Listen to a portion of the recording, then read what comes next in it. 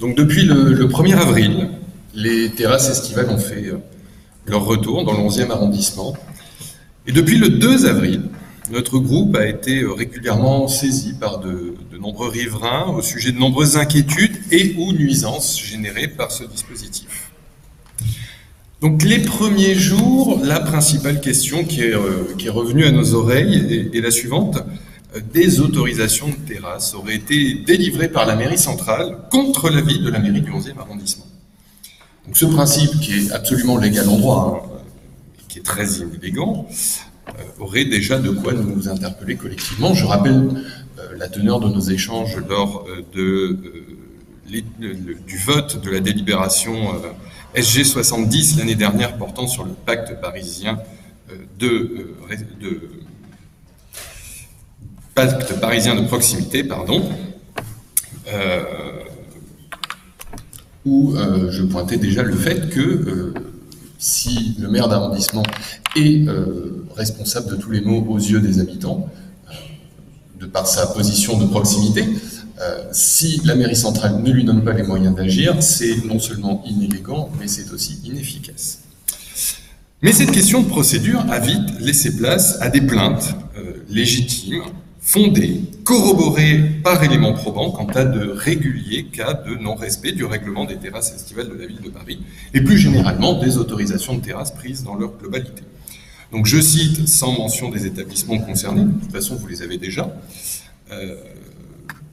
quelques cas parmi de très nombreux, donc le déplacement de panneaux temporaires de signalisation afin d'agrandir une terrasse, ce qui nuit à la protection des chantiers sur l'espace public, et ils sont nombreux.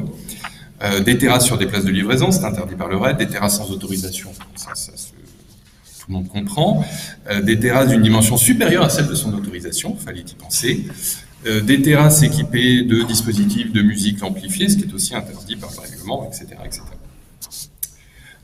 Donc je rappelle par ailleurs que selon l'Open Data de la ville de Paris, le 11e arrondissement compte, à la date où j'ai regardé sur l'Open Data, 1614 autorisations de terrasses, qu'elles soient estivales ou non, soit le 3e plus fort nombre d'autorisations après le 15e et le 17e, mais pour une superficie qui est sensiblement moindre. Ainsi, toujours selon l'Open Data, les terrasses du 11e, c'est 0,3% de la surface totale de l'arrondissement, soit 7% de la surface du Stade de France, et presque 2 terrains de rugby. Si on mettait toutes les terrasses ensemble, on aurait à peu près 2 terrains de rugby.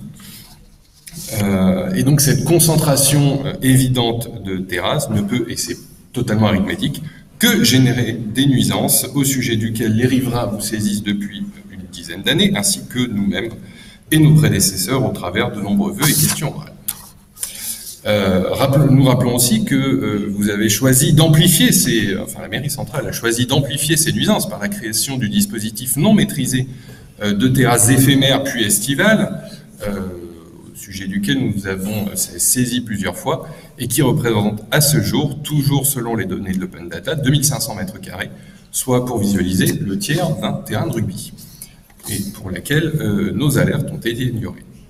Nous rappelons enfin que les nuisances sonores qui sont subies par les riverains, les adultes, les enfants ne sont pas sans conséquences graves, notamment sur la santé, comme un sommeil de mauvaise qualité, avec conséquences, donc je l'ai dit, sur la santé, les apprentissages, la vie personnelle, la vie professionnelle qui en souffrent. Et que ces nuisances ont d'ailleurs conduit des collectifs de riverains à attaquer la ville en justice pour carence fautive. Donc c'est pourquoi les élus de notre groupe souhaiteraient obtenir de l'exécutif plusieurs éléments de réponse. Donc, tout d'abord, pour couper court ou non à cette rumeur, est-il exact que des autorisations de terrasses estivales aient été délivrées par la mairie centrale contre l'avis de la mairie du 11e arrondissement? Et si oui, nous souhaiterions connaître les bases objectives qui ont conduit les services de la mairie de Paris à passer outre l'avis de la mairie d'arrondissement. Nous souhaitons des informations sur les moyens et effectifs déployés par la ville, indépendamment de ceux de la préfecture de police, pour veiller à la tranquillité des riverains et notamment au respect des autorisations de terrasse et du règlement des terrasses estivales. Nous souhaitons avoir des statistiques sur le nombre de sanctions pour non-respect du règlement des terrasses estivales depuis le 1er avril. Nous avons un mois et demi, disons un mois de recul, on peut commencer à extrapoler.